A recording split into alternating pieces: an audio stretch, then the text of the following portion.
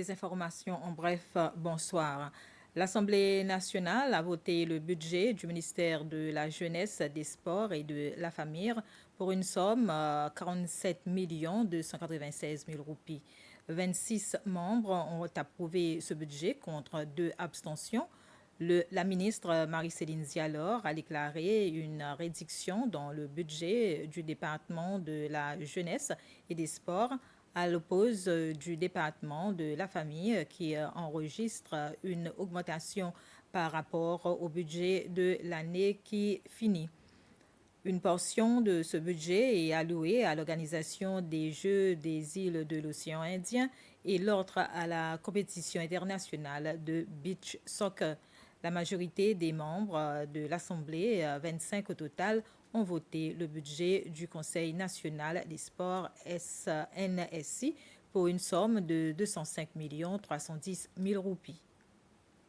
Aujourd'hui, c'est la journée des forces de défense des Seychelles et pour commémorer cette journée, les forces de défense séchelloises ont décidé d'honorer quelques soldats pour leur travail et leur dévouement durant ces dernières 47 années.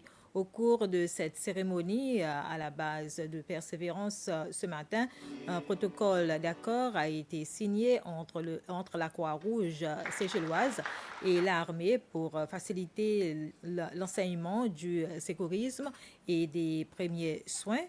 Également, des soldats ont été récompensés d'après leur ancienneté, ainsi que des prix spéciaux pour les participants au concours Battlefield.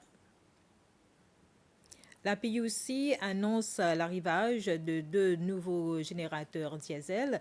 Ces générateurs sont arrivés le 20 novembre. L'installation, le montage et les tests seront terminés vers la fin 2025. Ce projet, évalué à 21 900 000 euros, va s'accroître la capacité de production en électricité.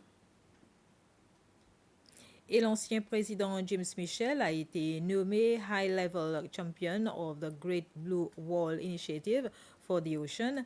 Cette nomination a été faite par l'Union internationale pour la conservation de la nature et la Commission économique des Nations unies pour l'Afrique pour reconnaître sa contribution dans le domaine de la conservation de l'océan. Sa nomination a eu lieu en marge de la 29e conférence des Nations unies sur le changement climatique à Bakou, en Azerbaïdjan, et qui s'est terminée pendant le week-end. Au moins une personne est morte et 3 autres ont été blessés après qu'un avion cargo s'est écrasé près de l'aéroport de Vilnius en Lituanie aux premières heures de ce lundi. Le Boeing 737 exploité pour DHL par la compagnie aérienne espagnole de fret Swiftair s'est écrasé près d'une maison alors qu'il était en approche finale pour l'atterrissage. Selon les autorités, les 12 personnes ont été évacuées en toute sécurité d'une propriété proche du lieu du crash. Et cela était indiqué par la police. Voilà, c'était les informations. Bref, merci de votre attention.